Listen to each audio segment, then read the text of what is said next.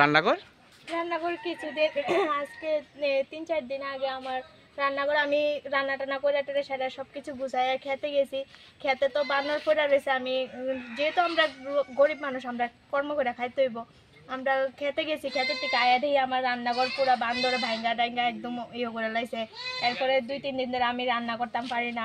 Normal একটা বলে চুলা করে রাখছি, এটার মধ্যে রান্না করে খাইতে লাগতেছে। আমরা ওখানে এই ঋতিকা যাতে বান্দরের পক্ষে যাতে কোনো রিয়াকশন নেওয়া, এরকম আমরা যে সরকারের দ্বারা একটু দাবি করি যাতে এটার লাগে কোনো অ্যাকশন নেওয়া, বন দপ্তরের কাছে আমরা যাতে কোনো একটা সুবিধা পাই। যে আমরা গ্রামের মানুষের যদি একদম কষ্ট করে খাইতে লাগে, এরপরেও যদি তারা বান্দরের লাগে যদি আমরা সবাই যদি না খাইয়া থাকুন লাগে, তাহলে এটা তো আর হয় না। শুনলাম বাতের ডেকো বলে লিয়ে জায়গা করে বানরে ভাতের ডেকলে গাছের উপরে একটা জায়গা লয়া থাকা, এমনও দিন যা যে আমরা ভাতের ডেক করাইয়া টুকাইও পাই না, এমনও দিন এমন হয়ে জায়গা। এত বান্দর এই এলাকাতে? এই এলাকাতে অনেক বানর আছে। এখন তুমি মানে রান্নাঘর ঘরে রান্না করতেছো বসত ঘরের ভিতরে? বসত ঘরে বলতে আমরা বলে চুলা আছে, এই চুলার মধ্যে রান্না করি। গ্রাম সাইডে তো আর সবাই গ্যাস ইউজ করে না, যেহেতু লাড়কি আছে আমরা এইদিকে। এর লেগা আমরা চাই যাতে বানরের পক্ষে যাতে সরকারের থেকে যাতে একটা যাতে আমরা গ্রাম সাইডে একটু সুবিধা পাওয়া যায়, এরকম কিছু। আমরা সবাই একটু কৃষিকাজ করতে গেলে কৃষিকাজ করতে পারি না।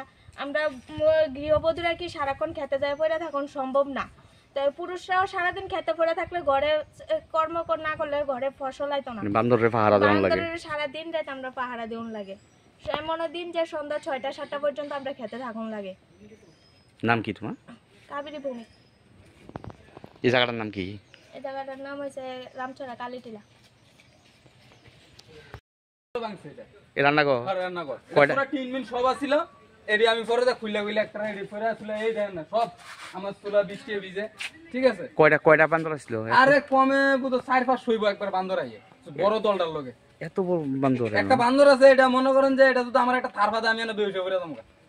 এত বড় মানে এত বড় বান্দরটা, এটার লগে দলটা অনেক বড়। কমসে কম তো ন্যূনতম দেখি আমরা কি ঘন্টা পারিনি 100-200 বান্দর তো থাকে এটার লগে।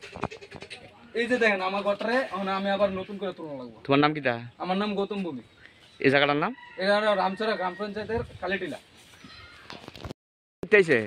খেতে আইছি বান্দর দরিয়া। কেমন পরে বান্দর খেতে? বান্দর শত শত পরে দুনিয়ার ক্ষেত আমরা বান্দর যন্ত্রণা করতে হয় না। কিতা কিতা কৃষি ক্ষেত আছে? এলাম এনে আছে কুমড়া আছে, ঝিঙা আছে, সই আছে, ঝিঙা আছে, সই আছে, এরপর ধান আছে, শশা আছে, শশা শেষ হন, ঝিঙা আছে, সই আছে, কুমড় গাছ আছে, সব সব সব নষ্ট করে গেল না? এই জায়গাটার নাম কিটা? এই জায়গাটার নাম হলো রামচড়া কালীটিলা। মানে সবাই অতিষ্ঠ বান্দর জ্বালা না? বান্দরে জ্বালা যন্ত্রণা মানুষে কিছু করতে হয় না।